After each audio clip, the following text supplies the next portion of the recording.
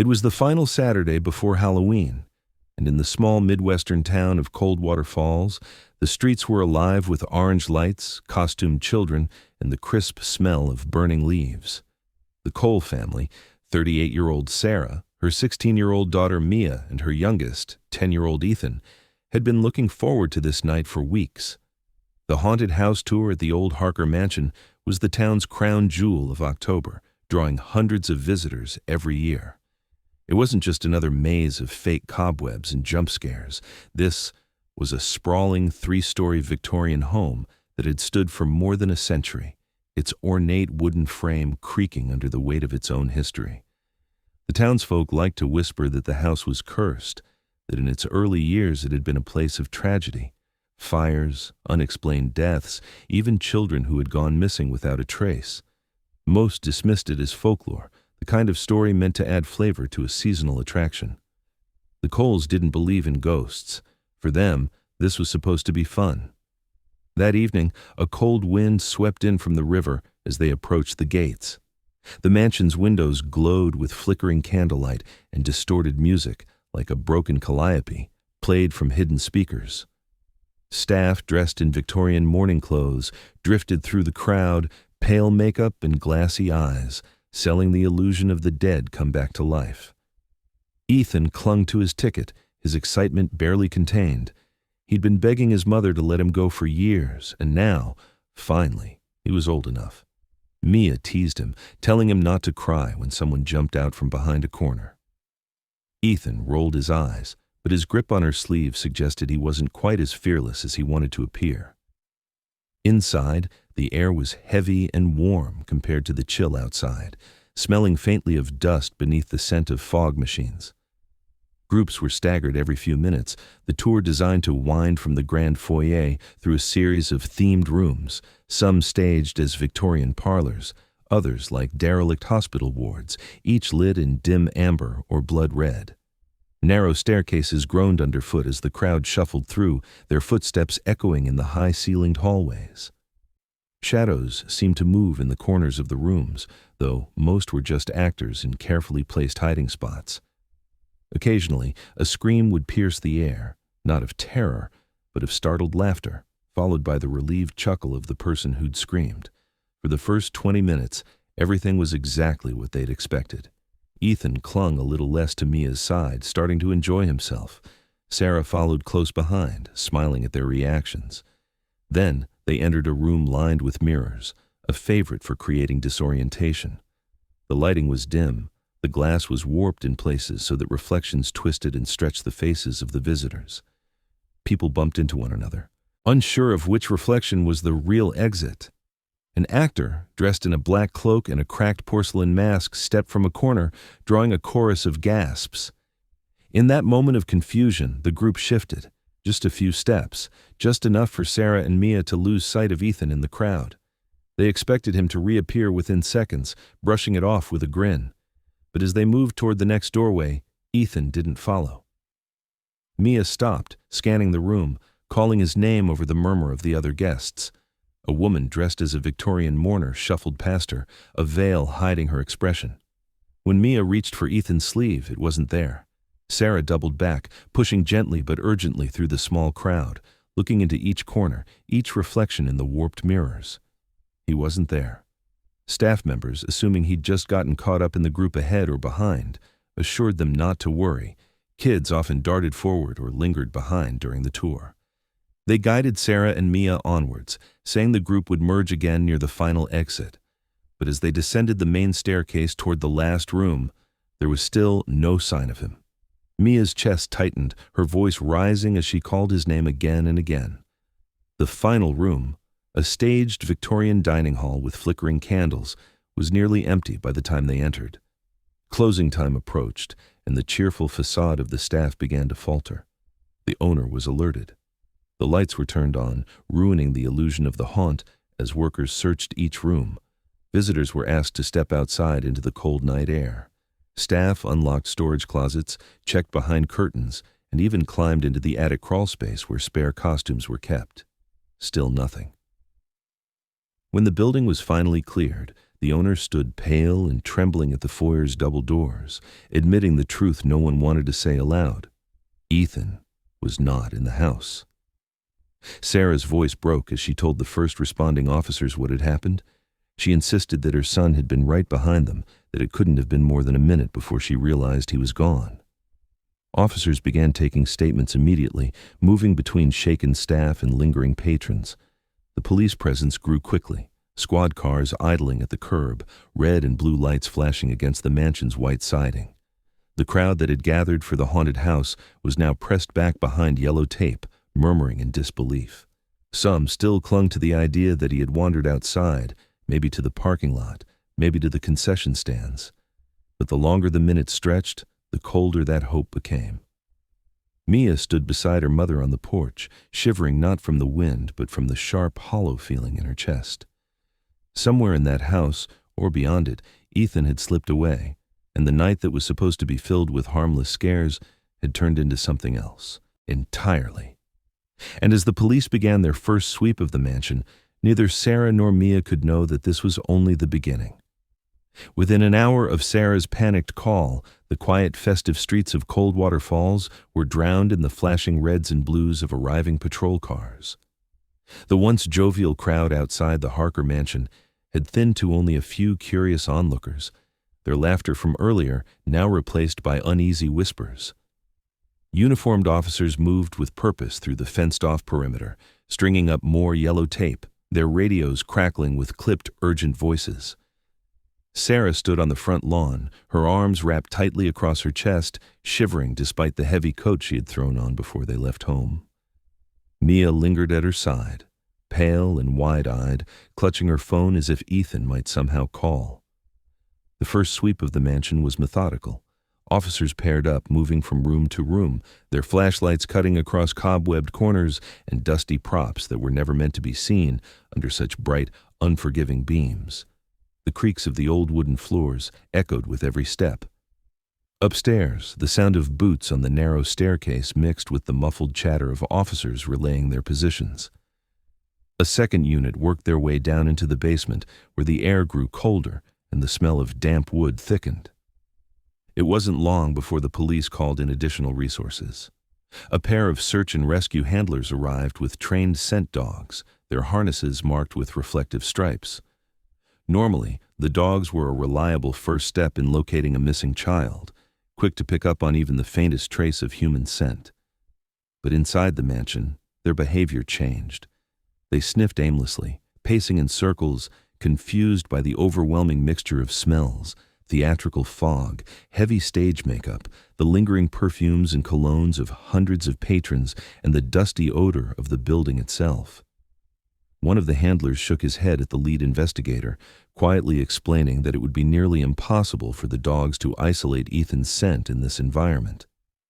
Outside, officers gathered statements from the haunted house staff. Most were seasonal hires, local high schoolers and college students earning extra cash before Halloween. Nervous and shivering in their thin costumes, they repeated the same story. They hadn't seen anything unusual. But one man, a veteran worker named Tom Bishop, insisted on something different. He claimed that about 30 minutes before the lights came on, he had seen what he described as a shadow slip through a staff-only door near the back of the first floor. The movement had been quick, almost furtive, and when he went to check, the door was closed. That door, Tom explained, led to the old cellar. The mention of the cellar caught the attention of the lead detective. The owner, Gerald Harker, was called over, his face drawn and pale.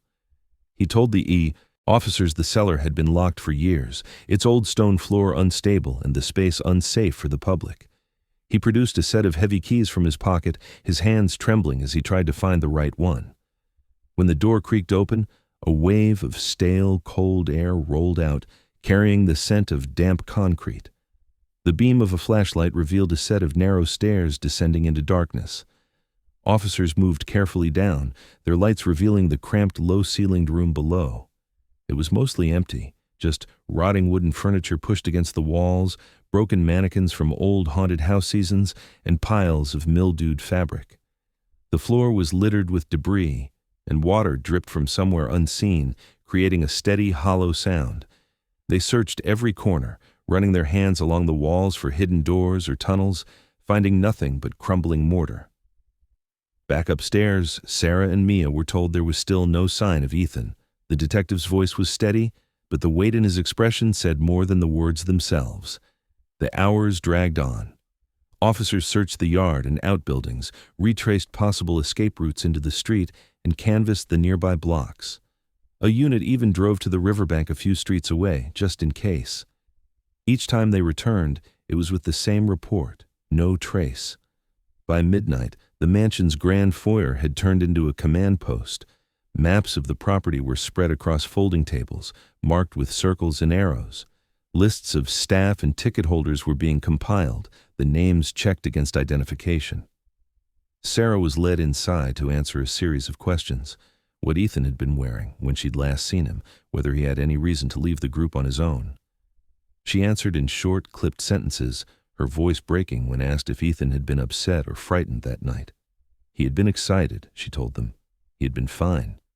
By the time the search wound down in the early hours of the morning, the warm glow of the haunted house had long since faded, replaced by the stark glare of portable floodlights. The building loomed in silence, its windows now dark and blank. There was no shoe abandoned in a corner, no jacket snagged on a nail, no trail to follow. It was as though Ethan had been erased from the space entirely.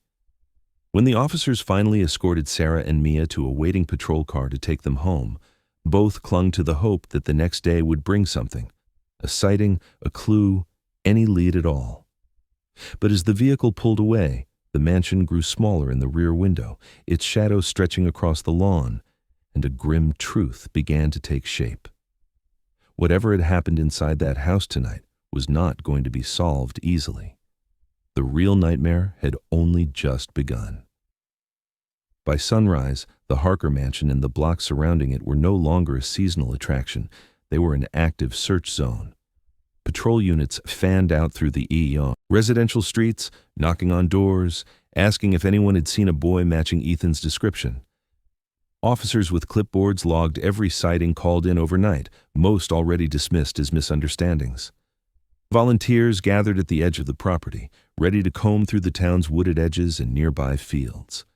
The air carried the steady thrum of generators powering portable lights, and somewhere in the distance, a siren wailed before fading into the cold morning. By mid-morning, the search radius had expanded well beyond the property lines. Teams were dispatched into the narrow bands of forest behind the mansion, pushing through underbrush still damp from a light rain earlier in the week.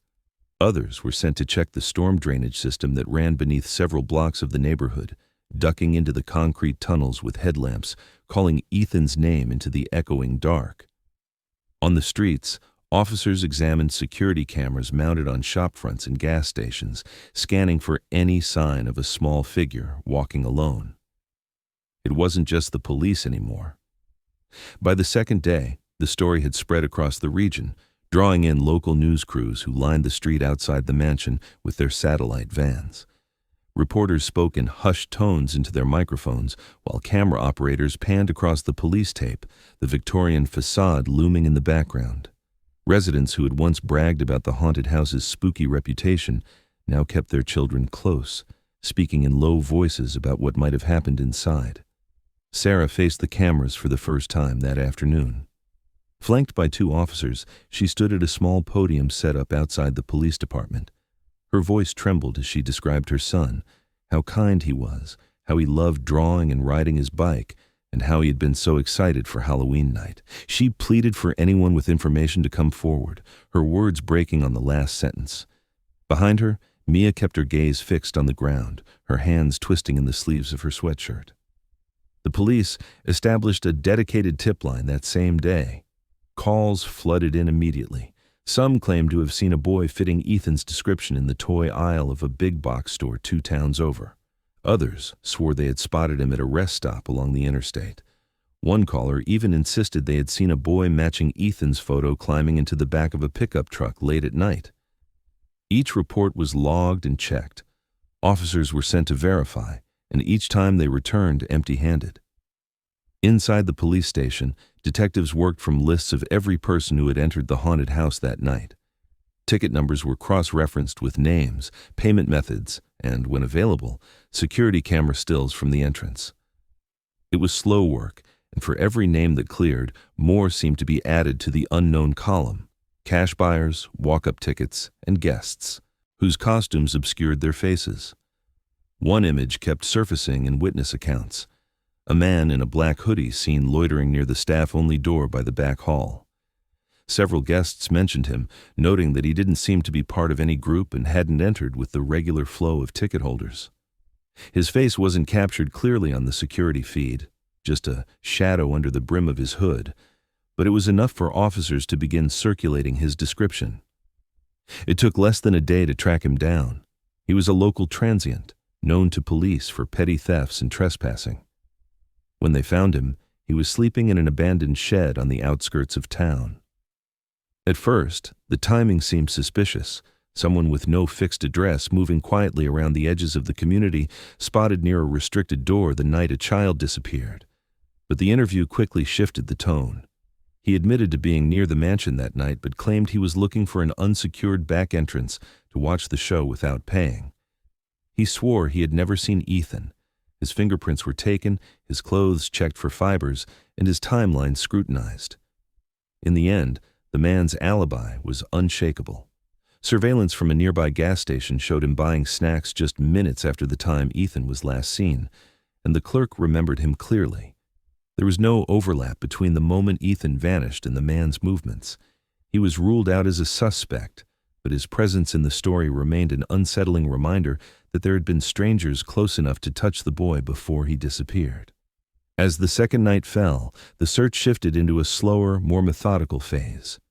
Teams were smaller now, focused on targeted areas rather than sweeping the whole town. The police presence outside the mansion thinned, but the yellow tape stayed in place, fluttering in the wind.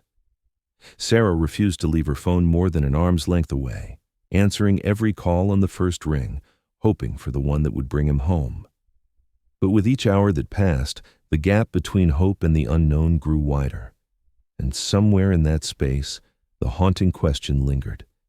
If Ethan had left the mansion, how could he have done so without anyone seeing him? As the second week passed without a breakthrough, the investigation began to shift from active search to deeper research, the kind that peels back the layers of a place's history in the hope that its past might hold the key to its present. In Coldwater Falls, there was one truth everyone knew, even if most pretended to forget. The Harker mansion had been standing long before it became a Halloween spectacle, and the walls had seen things no one could fully explain. Local historians, drawn into the case by reporters looking for angles, spoke of the building's first life as the Coldwater Home for Children, an orphanage operating in the early 1900s. The records, they said, were incomplete, some lost in a fire, others simply missing. But enough remained to suggest that several children placed there had vanished from the property and were never accounted for again. In those days, police investigations were short-lived and explanations were scarce. The children, it was claimed, had run away, but there were no confirmed sightings, no letters, nothing to prove they had survived beyond the gates. Then came the memory of a more recent night, one that sent a ripple of unease through those old enough to remember. A retired police officer, interviewed by a local paper, recalled an incident from 1979. The Harker mansion had hosted a smaller, simpler haunted event back then. A boy, around Ethan's age, had entered with his friends and never made it out.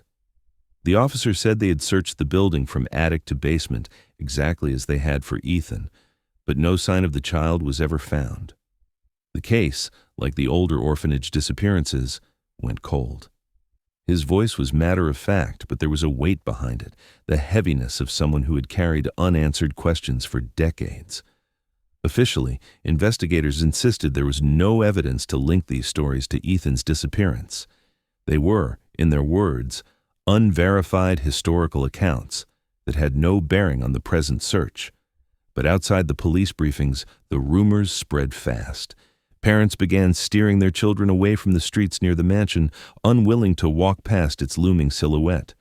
The seasonal workers who had been preparing for the following weekend's tours started calling in sick until the attraction shut down entirely.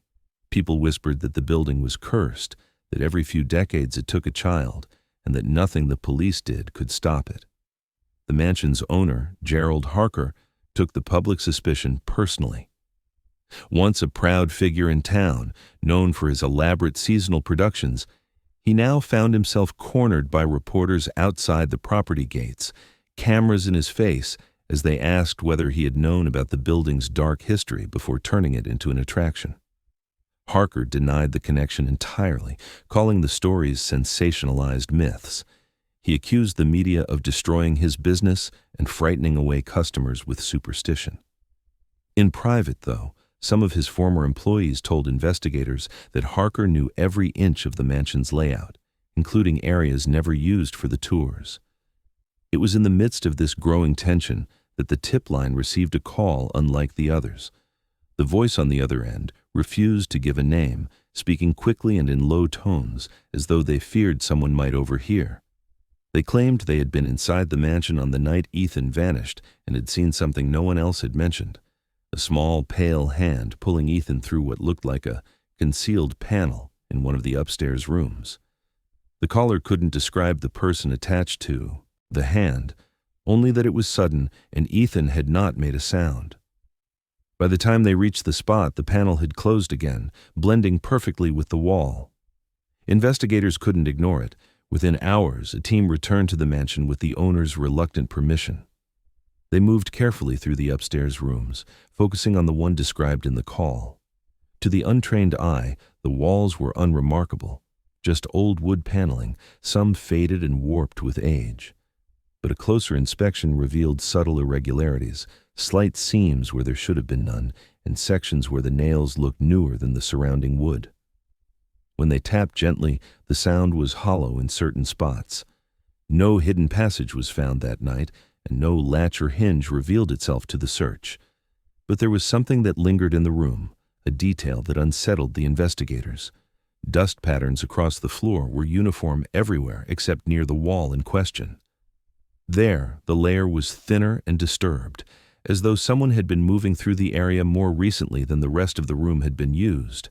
Samples were taken, photographs logged, but without a mechanism or an opening, the panel remained just a wall. When the officers left, locking the door behind them, the room fell silent again. Theories and evidence didn't always move in the same direction, and in this case, the absence of proof was beginning to weigh heavier than the hints left behind. Still, the image described by the anonymous voice, a hand pulling a boy into darkness, was not something anyone could easily forget. 6 months had passed since Ethan Cole disappeared into the shadows of the Harker mansion, and the urgency that had gripped Coldwater Falls had dulled to a haunting silence. The once bustling streets surrounding the old Victorian home now lay quiet, the festive excitement of Halloween replaced by whispered fears and tentative glances at the looming, boarded-up structure. The mansion's gates remained chained, its windows obscured by weathered plywood, as if the building itself were sealed against the world, an unwilling guardian of the secrets it held. The elaborate haunted house tour had been permanently shuttered, the eerie lights and fog machines silenced indefinitely. Within the walls of the Cole family's modest home, the absence of Ethan was an all-consuming presence.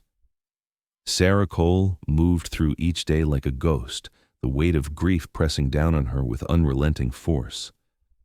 Ethan's bedroom remained untouched, a small bed with a faded blue blanket, a dresser with neatly folded clothes, and the worn bike helmet he had begged for all summer, now collecting dust in the corner.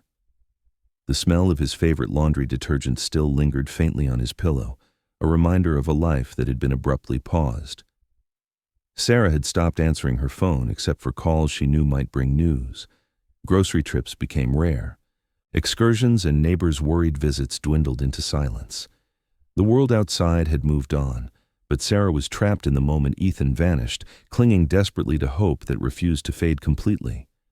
Mia, now 16, bore the invisible scars of that night in a quieter, more insidious way. Friends who tried to reach her found a girl transformed, withdrawn, her eyes often distant, her laughter rare. At school, she drifted to the back of classrooms, her voice soft and hesitant when spoken to. There was a heaviness to her demeanor that even her closest confidants struggled to understand. Among the few she trusted, Mia confided in hushed tones about dreams that haunted her sleep. Every night, she found herself wandering the darkened halls of the mansion, the walls closing in around her. And somewhere deep within those endless corridors, she heard a voice calling her name, Ethan's voice, soft and pleading. It was never a scream, never a cry for help, but a steady beckoning, as if he were trapped just out of sight. These dreams left her both comforted and broken, a painful reminder that Ethan's presence lingered in a way no one could see. She kept the dreams secret, fearing that sharing them would only reopen wounds too raw to bear. On the official front, the investigation into Ethan's disappearance entered a chilling phase of quiet stagnation. Law enforcement maintained that the case was still open, but the reality was that leads had all but dried up. The initial flood of tips and sightings had slowed to a trickle, each new call weighed against the growing shadow of doubt. The detectives involved spoke in cautious tones, aware of how quickly public attention could turn to cynicism when a child vanished without a trace. There were no bodies, no abandoned belongings, and no sign that Ethan had ever stepped beyond the mansion's grounds, or even that he was still inside. It was as though he had simply vanished into thin air. Then, late one spring afternoon, a spark of hope flickered briefly. A call came into the National Missing Child Hotline, reporting a boy resembling Ethan spotted at a truck stop nearly 2 states away. The details were tentative but compelling. A thin boy with dark hair, wearing a hoodie too large for him, seen purchasing snacks late at night, accompanied by a man whose identity was unknown. The news traveled quickly, and within hours the Cole family was alerted. Sarah's voice cracked with a mixture of disbelief and cautious optimism as she answered questions, her heart hammering at the thought that her son might still be alive, somewhere out there.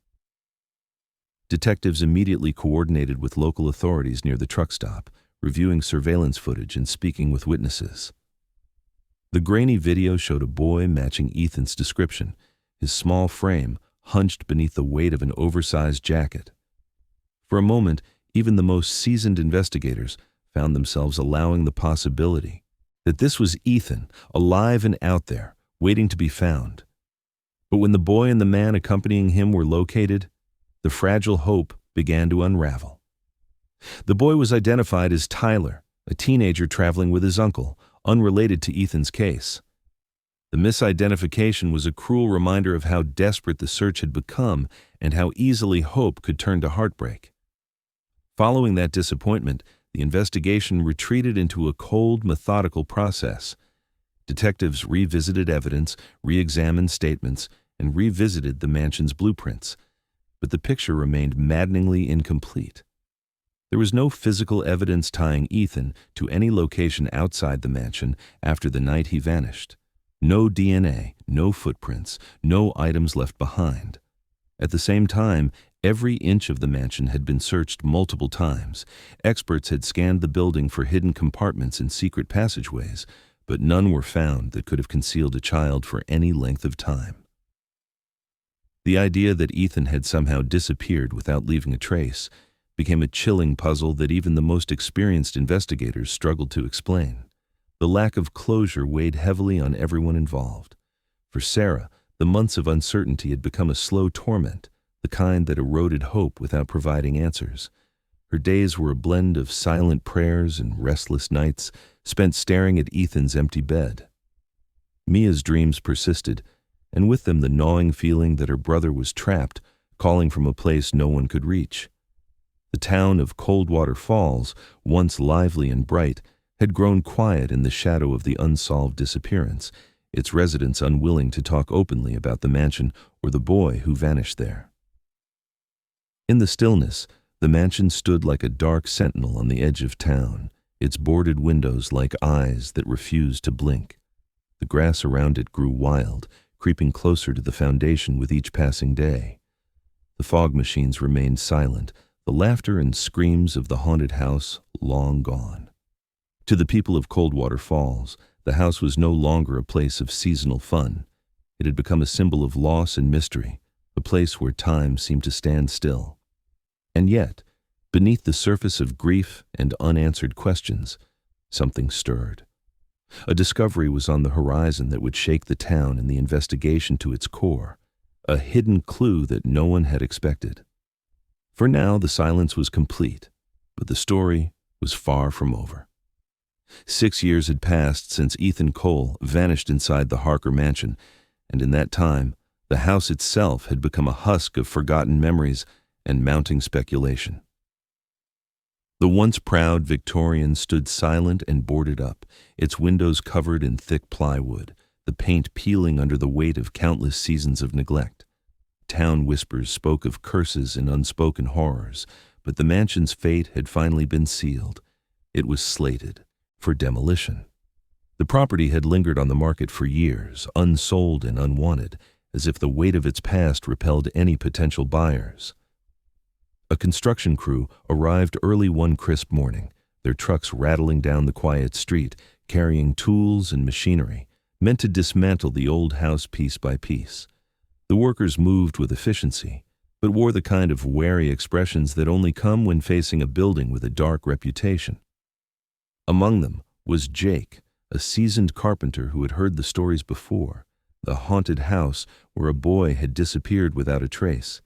He tried to keep his mind on the job, but even the faint creak of a floorboard or the flutter of a loose shutter made him pause.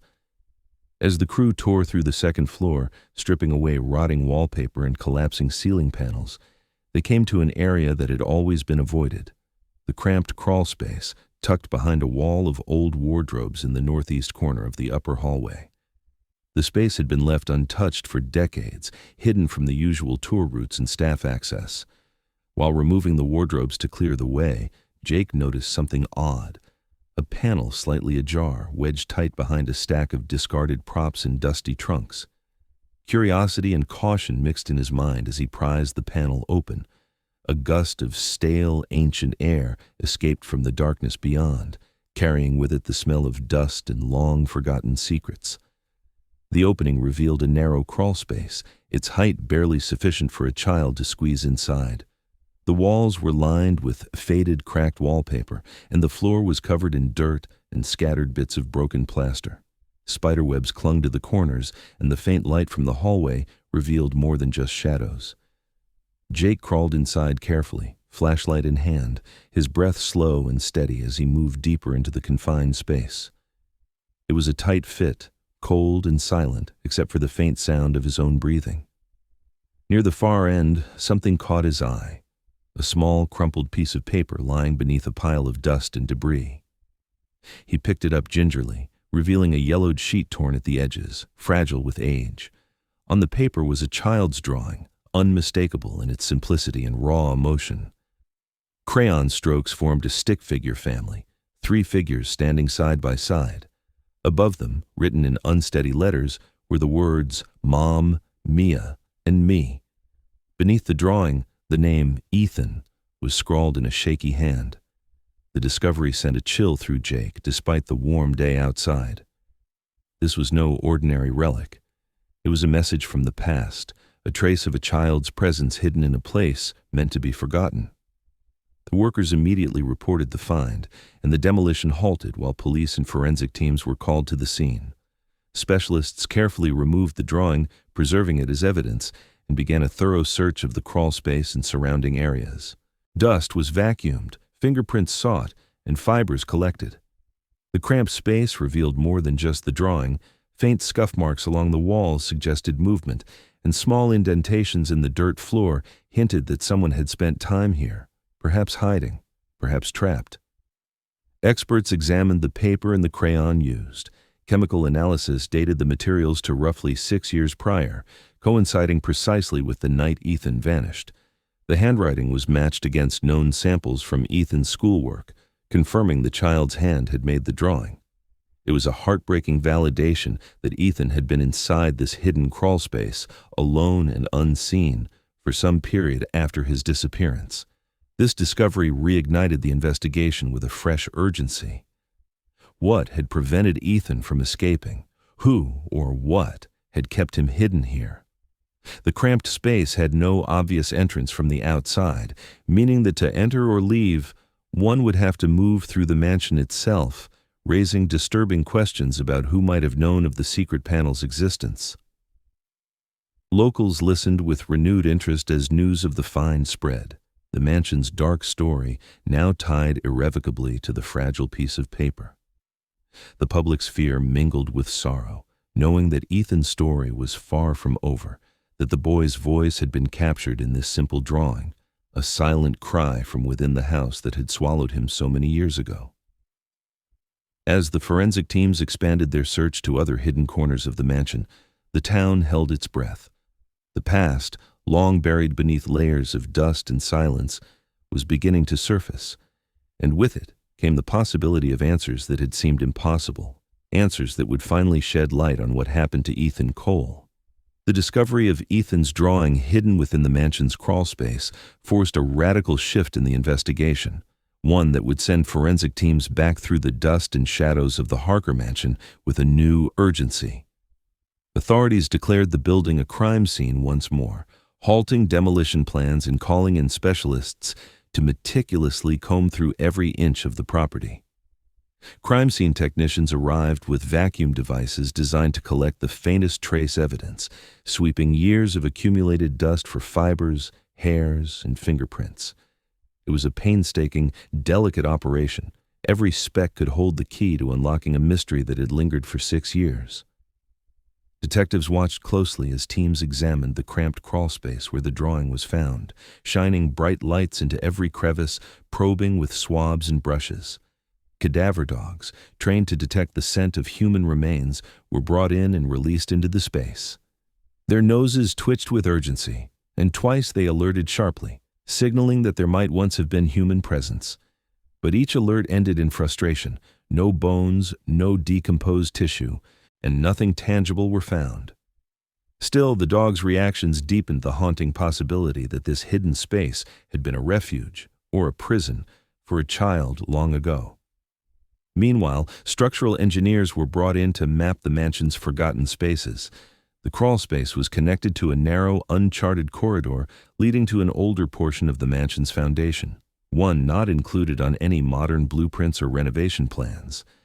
This forgotten section, beneath layers of plaster and decades of neglect, opened a new realm of possibilities and questions. Investigators moved cautiously through the low-ceiling tunnels, their footsteps muffled against cold stone walls. The air grew stale and heavy, carrying an oppressive silence that seemed to absorb every whispered theory.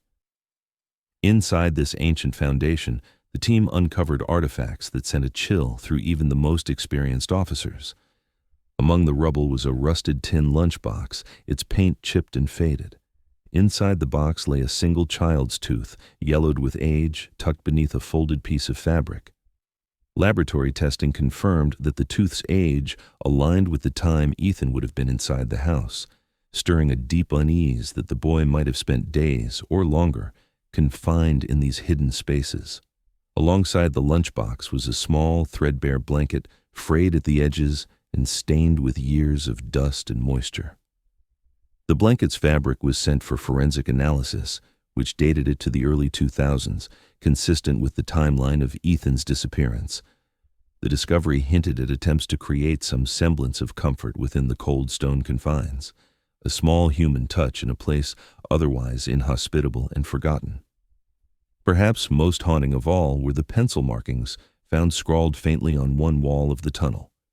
Investigators counted dozens of tally marks, some grouped in fives, etched carefully into the plaster. The marks appeared to have been made over an extended period, as if someone had been counting days or weeks of captivity. The gravity of those scratches was impossible to ignore. They were the physical record of time passing, etched in a place no one had expected to find signs of life. For the police, these discoveries transformed the mansion from a site of legend to a cold, harsh reality. They revealed a hidden chapter of Ethan's story, one marked by isolation, fear, and a desperate attempt to survive in darkness. The tunnels and crawl spaces were no longer abstract possibilities, but real, dangerous places where a child might have been trapped, unseen, and unheard. With the house reopened as an active crime scene, investigators expanded their search to other neglected corners and basements, hoping to uncover more evidence or, perhaps, answers. Forensics teams meticulously documented every inch of the property, matching found objects with known belongings of Ethan and searching for any clue that might identify who had access to these secret spaces. Theories began to emerge about how someone with intimate knowledge of the mansion's hidden architecture might have used these passages, but no clear suspect had yet come forward. The townspeople watched from a distance as the house, once a forgotten relic, was transformed into a focal point of grief and hope. The eerie silence around the mansion was replaced with the quiet hum of machinery and the steady footsteps of detectives. For the Cole family, each new piece of evidence was a double-edged sword, bringing both pain and a renewed determination to find the truth. But even as the investigation deepened, shadows lingered. The mystery of how Ethan had come to be trapped in these concealed spaces remained unsolved. The rusted lunchbox, the single tooth, the blanket, and the tally marks told a story of captivity, yet no one had been arrested, and no motive had been uncovered. The mansion still held its secrets tight, the walls whispering of horrors yet to be fully understood. And so, as forensic teams continued their painstaking work, the question remained: who had hidden Ethan away, and what fate had awaited him in the darkness beneath the house? Detectives knew that to unravel the mystery of Ethan's disappearance, they needed to delve deeper into the mansion's troubled history, beyond the recent haunting and the unsettling discoveries made during the latest forensic search. Their efforts led them to an elderly man named Howard Briggs, a longtime resident of Coldwater Falls who held a rare and painful connection to the Harker mansion. Howard had lived there as a boy, decades before it became a seasonal haunted house attraction, back when it functioned as an orphanage, a place that harbored secrets darker than most could imagine. Howard was now in his late 70s, his hands weathered by time and his voice steady yet shadowed by old wounds as he recalled his childhood spent within the mansion's imposing walls. He described the orphanage as a harsh environment ruled by strict discipline and fear. Children were expected to obey without question, and punishments for misbehavior were severe and often cruel. Howard's memories painted a grim picture, a place where innocence was shadowed by neglect, and hope was a fragile thing quickly worn down by the weight of institutional cruelty. Central to Howard's story was a chilling revelation about the mansion's hidden architecture. He spoke of a cramped crawlspace concealed behind false walls and wardrobes, a space he himself had glimpsed as a child but never entered. According to Howard, the crawlspace was used by a caretaker, a man whose name Howard refused to utter, who was feared by the children for his brutal methods. This caretaker had a habit of locking problem children inside that dark, suffocating space as a form of punishment, leaving them to sit alone in silence for days with only a threadbare blanket and little food. It was a place designed not just to isolate, but to break the spirit, to erase a child's presence through enforced solitude. Howard's eyes grew distant as he described the hidden access panels scattered throughout the mansion, some of which led to narrow tunnels beneath the house. These tunnels, built decades ago, likely as servant passages or emergency escape routes, had been mostly sealed off or forgotten by the time the mansion was repurposed for public tours. Yet, according to Howard, a few of these secret pathways remained intact and accessible, known only to a select few. He suggested that someone intimately familiar with the mansion's original layout could have used these passages to move unseen, to hide a child away in the depths of the building, far from the eyes of staff or visitors. This testimony struck a chord with the investigators. It offered a plausible explanation for how Ethan might have been kept hidden inside the mansion for an extended period, why no one saw him after he vanished, and why no trace had ever been found outside the building. The house's history of confinement and abuse, long buried beneath layers of dust and secrecy, was suddenly relevant again, casting a grim light on the boy's disappearance and providing a new lens through which to view the investigation. Prompted by Howard's account, detectives revisited the staff list from the haunted house's final season, searching for any clues among the seasonal workers and contractors who had been inside the mansion the night Ethan disappeared. One name stood out: Darren Keats, a handyman who worked unofficially, often off the books. Darren's juvenile record was sealed, but it was enough to raise red flags. He had vanished mysteriously just 1 week after Ethan's disappearance, leaving behind little trace and a trail of unanswered questions. Darren was known in the local community as a quiet, solitary figure. Former co-workers described him as reserved and sometimes withdrawn, with an unusual familiarity with the mansion's layout, its hidden nooks and crannies that most staff didn't know existed. Rumors circulated that Darren had discovered the secret tunnels Howard had described, exploring spaces no one else had dared to enter. Some speculated he had a troubled past, though no details were ever confirmed publicly. The timing of Darren's disappearance and his intimate knowledge of the mansion's secret architecture made investigators consider a disturbing possibility: that he may have been involved in Ethan's disappearance and confinement. Had Darren used the crawlspace and tunnels to hide the boy? Had he acted alone or with others? And why had he fled so soon after the event, vanishing as suddenly as Ethan himself? Interviews with people who knew Darren offered little clarity. Some recalled strange behavior in the days before he disappeared, while others insisted he was harmless, a man trying to escape his own demons.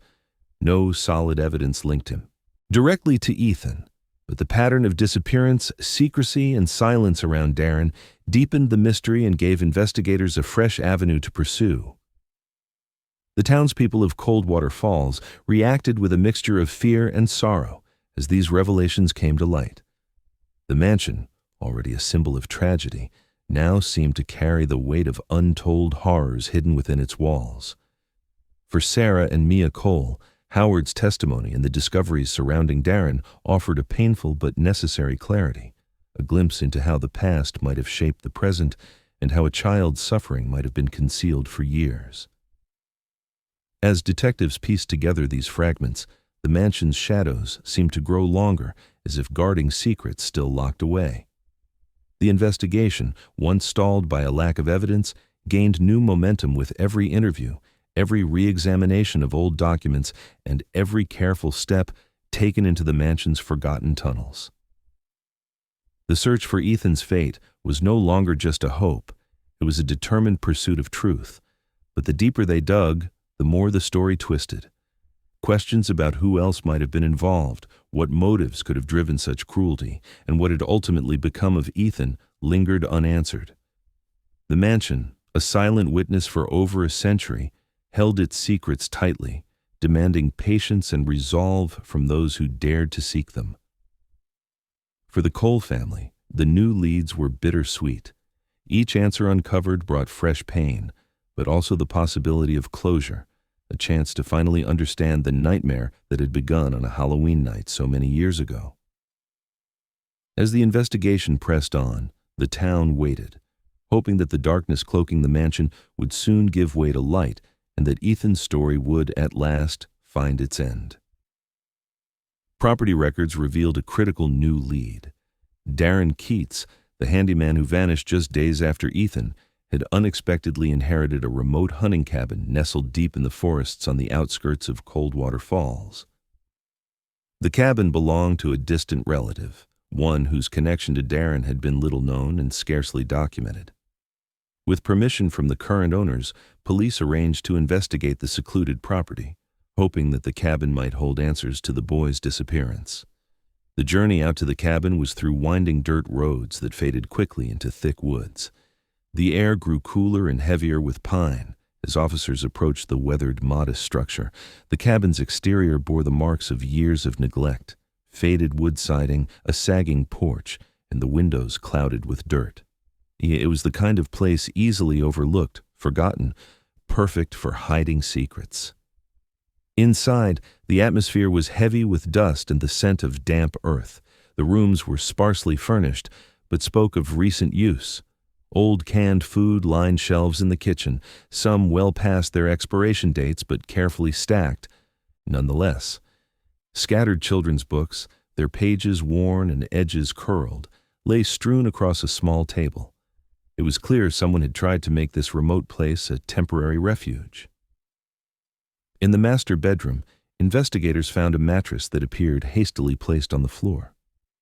Swabs were taken for DNA analysis, a painstaking process that would take weeks, but the anticipation was palpable. The cabin seemed to be a snapshot frozen in time, a silent witness to events long buried beneath layers of fear and neglect. A locked trunk caught the eye of one detective. With a key found tucked away nearby, it was opened to reveal a chilling discovery. A plastic bag containing a child's Halloween costume, dirt-smudged but unmistakable. It was the same outfit Ethan had worn the night he vanished. Alongside it were multiple crayon drawings, simple stick figures, family scenes, and repeated signatures in the same unsteady handwriting as the drawing found years earlier in the crawlspace of the mansion. Laboratory tests confirmed that the crayon drawings were approximately 6 years old, made around the time Ethan disappeared. The revelation struck a heavy chord. These drawings were not just artifacts. They were a haunting message from a child held captive far from home. Witness reports from residents in the remote area added a grim dimension to the case. Several people recalled seeing a thin boy with long hair wandering the cabin's yard in 2018, 2 years after Ethan's disappearance. The boy appeared fragile and wary of strangers and often kept to the shadows. No one reported hearing his voice or seeing him interact with others, and after a few months, he vanished from view completely. This final discovery brought a painful clarity to the investigation. It became clear that Darren Keats had used his knowledge of the mansion's secret passageways to abduct Ethan and hide him within the crawlspace before moving him to the cabin deep in the woods. The evidence suggested Ethan survived for some time, cared for in part, but ultimately isolated and trapped. What happened in those final years, whether illness, accident, or an escape attempt gone wrong, remained unknown, but the pieces formed a picture of prolonged captivity. For the Cole family, the confirmation was devastating, yet somehow relieving. It meant their son had not vanished into thin air. He had lived, suffered, and tried to endure. The mystery was no longer open-ended, but had taken on a tragic, definitive shape. As investigators closed in on the final chapters of the case, the remote cabin was sealed as evidence, and the search for further clues continued. Coldwater Falls was left to grapple with the scars of a tragedy that spanned decades, marked by secrets buried deep beneath the floorboards of an old mansion and in the silent woods beyond. The story of Ethan Cole was finally coming into focus, a haunting testament to resilience, loss, and the quiet pursuit of truth amid the darkness. The evidence painstakingly pieced together by investigators painted a grim and haunting portrait of what had truly happened to Ethan Cole, one far darker than the townspeople of Coldwater Falls or even the family themselves had dared to imagine. It became clear that Darren Keats, the handyman who had mysteriously vanished just days after Ethan's disappearance, had used his intimate knowledge of the Harker Mansion's secret architecture to lure the boy away during the chaotic confusion of the haunted house tour. In the flickering shadows of the dimly lit halls, where visitors were distracted by staged scares and unsettling illusions, Darren moved silently and purposefully, guiding Ethan into a concealed crawlspace hidden behind a loose panel. There, in a cramped and suffocating space, Ethan was kept hidden from the world. For weeks following Ethan's disappearance, as frantic searches swept through the mansion and its grounds, Darren kept him confined in that crawlspace. The tally marks found on the walls of the hidden tunnel were a chilling testament to the passage of time, the slow, agonizing count of days or even weeks that Ethan endured in darkness. The fragile crayon drawings discovered alongside the tally marks were likely created during those first desperate hours of captivity, a child's trembling attempt to assert identity, to connect to a sense of family and self when all else was taken away. Mom, Mia, me. The words scribbled in innocent handwriting offered a heartbreaking glimpse into Ethan's mind, a plea to be remembered and found. But the nightmare did not end in the crawlspace. After the initial search began to lose momentum, Darren moved Ethan again, smuggling him out of the mansion and into a remote hunting cabin deep in the surrounding woods. The cabin, isolated from the prying eyes of neighbors or authorities, became Ethan's new prison, a place of solitude and fading hope. There, surrounded by dense trees and the oppressive quiet of the wilderness, Ethan survived for nearly 2 years. Inside the cabin, investigators found relics that spoke to that prolonged captivity. Canned food stacked on shelves, children's books with worn pages lying open on a small table, and a threadbare blanket, evidence of a fragile attempt to provide some comfort in a place so stark and cold. The plastic bag containing Ethan's Halloween costume from the night he vanished, discolored and dirt-smudged, was a tangible link to the boy's vanished life, preserved in the silence of the cabin long after he was gone. DNA tests confirmed what had been feared, yet long hoped against. The mattress swabbed in the cabin matched Ethan's genetic profile, irrefutable proof that he had lived there, in isolation, years after he was last seen. This revelation brought with it a crushing clarity and a heart-wrenching sorrow. Witnesses who lived near the cabin recalled seeing a thin boy with long hair wandering the property as late as 2018, 2 full years after Ethan disappeared from public view. He was described as fragile, cautious, rarely seen in daylight, and never interacting with others. No one reported hearing his voice or observing him playing or talking. Instead, he moved like a shadow, a ghost tethered to the cabin but desperate to escape its grasp. Despite the haunting glimpse of Ethan's final years, what ultimately became of him remains unknown. Investigators believe he may have died from illness or accident, left vulnerable and exposed in that isolated wilderness. Another theory holds that in a moment of desperate courage, he attempted to flee into the surrounding forest, vanishing without a trace into the unforgiving landscape. Yet no remains were ever found, no clues to confirm either fate. The tally marks and drawings in the crawlspace, the remnants found in the cabin, and the DNA evidence combined to confirm one devastating truth. Ethan lived long after the night he disappeared, trapped in a nightmare far beyond what anyone imagined. For Sarah and Mia Cole, the truth was both a grim relief and an unbearable weight. It meant that Ethan had not simply vanished into thin air, as many had feared, but had survived, had endured years of confinement, fear, and loneliness. The discovery offered a measure of closure, transforming unanswered questions into painful certainties. It brought a cruel comfort in knowing their son had fought to live, even in the darkest of circumstances. In a private meeting with law enforcement and investigators, the family received the full findings. The room was thick with grief and silence, the kind of sorrow that defies words. The knowledge that Ethan had been held captive in those hidden spaces, his spirit etched into the walls by tally marks and drawings, was a haunting reminder of a childhood stolen and lost. Sarah wept quietly, her hand gripping Mia's tightly, both grieving not only for the boy they had lost, but also for the years of suffering he endured unseen.